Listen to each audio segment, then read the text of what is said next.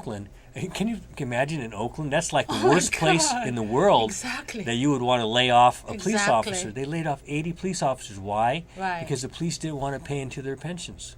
Wow. So, I'm trying to. I feel like a person in a science fiction movie. They're coming. We need to do something. And of course, people. And all the daggers are after you. Yeah. Too. Well, boy. people want to keep things the same. I understand that. Exactly. Yeah. But I mean, we're in one of the worst times that this country has ever faced. Right, exactly. Well, let's see. How about, okay, you had mentioned something about a cost sharing that was supposed to have happened under a Proposition H with the firefighters and the police officers that the city had never implemented. Yeah. Tell us about that. Okay, that's the Well, pension reform is not the sexiest issue. Yeah. But when you talk about big money and what's really happening behind the doors of City Hall, this stuff is more interesting than City Confidential or CSI. We should do a film about that. Yes. Hey, how about that? So what happened is that in 2002, the taxpayers agreed to give the police this benefit where they could retire instead of waiting until they were 62, they could retire at 55, and instead of getting 75% of their last year's income for the rest of their life, they would get 90%. But the law was written in a way that said if the city ever had to pay anything towards the pensions, then there has to be a cost-sharing agreement, meaning that the police and fire have to share the cost of what that would cost.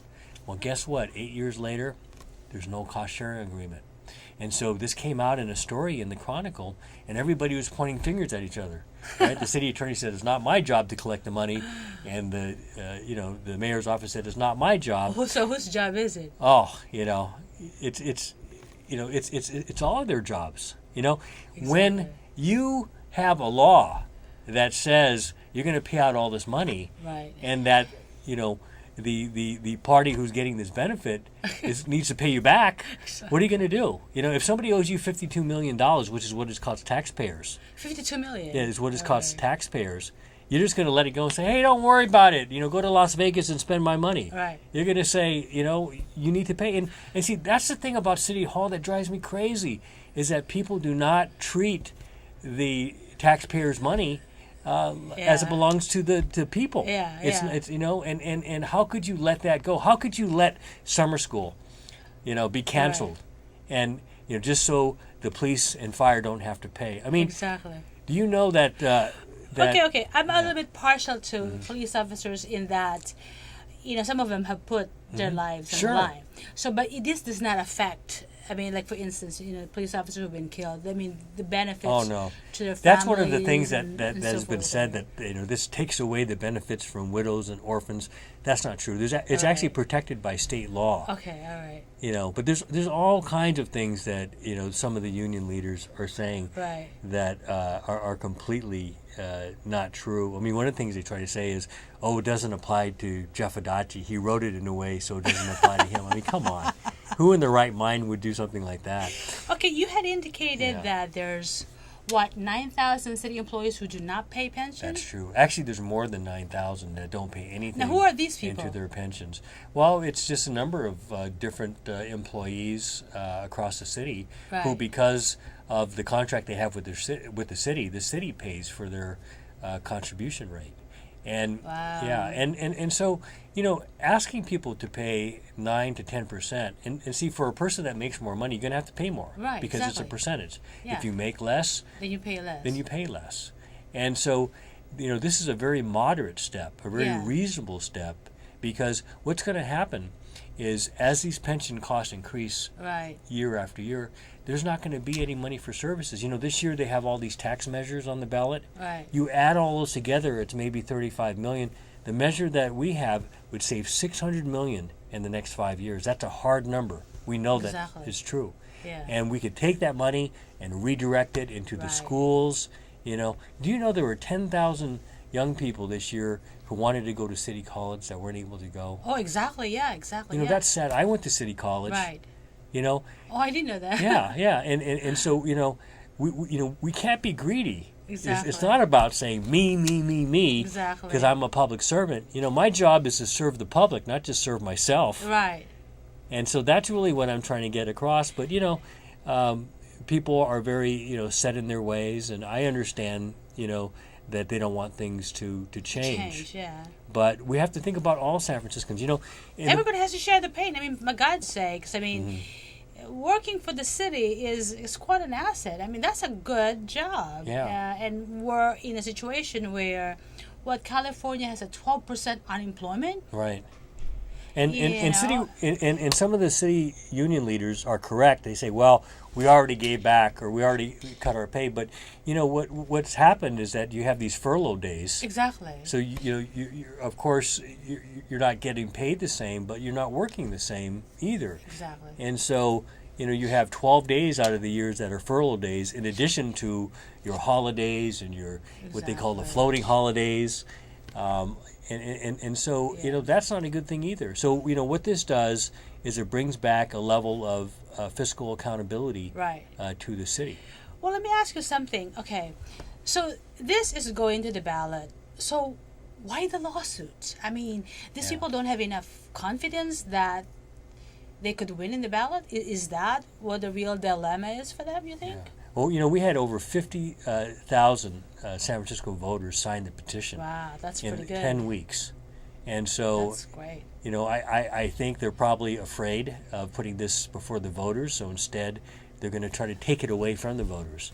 And, first they attacked a member of the grand jury. Oh, yeah, tell us about that. What is this? Yeah, well,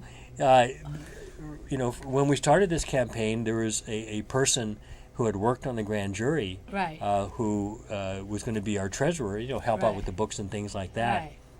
And he asked the judge whether it was okay, and the city attorney if it was okay if he was on the campaign, and they said it was okay.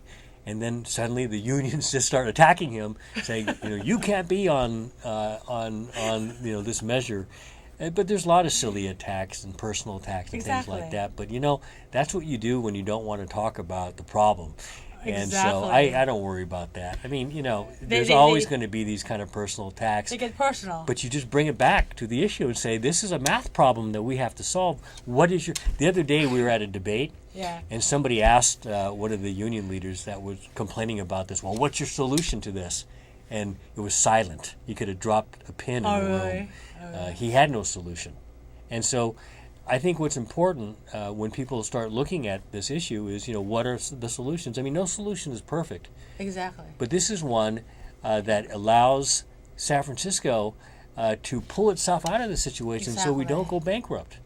Exactly. And that would be a worse situation if San Francisco is forced in a situation where it has to declare bankruptcy, because then everything is on the table. Right. All the contracts, firefighters, police, and that'll be a major setback for them instead of trying to compromise now. Well, for example, in Vallejo, the police and fire, they didn't want to pay more into the pension, so they went bankrupt. And then now they have to pay 13.5% because the bankruptcy judge ordered them to pay that much. Right. So by that token, 10% is a pretty reasonable amount. And the pension is, that's like your future. The thing that kind of baffles me about this whole situation is that it's a privilege for somebody to be able to look into the future and say putting something in a piggy bank when the vast majority of the population are like today starving or do not have jobs. I have a friend who got laid off from public access in April of 2009, and she's still looking for a job. Yeah. Well, I told her, look, I'm going on a diet, I'm trying to lose weight, and then she goes, oh, I'm also losing weight. And then I says, oh, how did you do that? She goes, well, I haven't been eating all that much. That's we kind of laugh about it, but that's sad. Serious. That is serious. Yeah, it's sad. We're seeing it because I work with the very poor people. Oh, that's right. The public defender's in the last couple of weeks, they have closed down 3 residential treatment programs. Exactly. We're running out of time. Okay. So tell people how you would like them to help you. Yeah, they can go to our website, which is at SF Smart Reform, Okay. www.sfsmartreform, and they can volunteer or donate money. Okay, And that helps. And Money we're, helps. we're going to have to honestly. raise money to support this campaign. And even if they could give $5 or $10 or $25, Right. that would be a big help, because we need to get the word out there. And I want to say that this is more about than just pension reform. Right. This is also about, securing the future for our children, not saddling them with this debt, and also looking at other ways that our government needs to be reformed. Great. And I know that's something that you've championed over the years. Thank you, Jeff. It's a pleasure. The activist of all time, Jeff Adachi, even William Brown says, "Guy, you pissed off that guy, he comes out swinging." I love guys like that. San Francisco is a crazy place. I love this city. But what happens in politics and City Hall is that you have all these backroom deals going on, and people are like sheep, and for somebody to actually stand up and say, "Look, this is what's going to happen if we don't do something." And I asked him, he's not running for mayor because he knows he cannot win as a mayor. But I sure hope you do run for mayor, because we need leadership. But in any event, I would like to invite, of course, the police officers, Bob Muscat, a charming guy, to contact me if you would like to appear in the show. Good night, and thank you so much.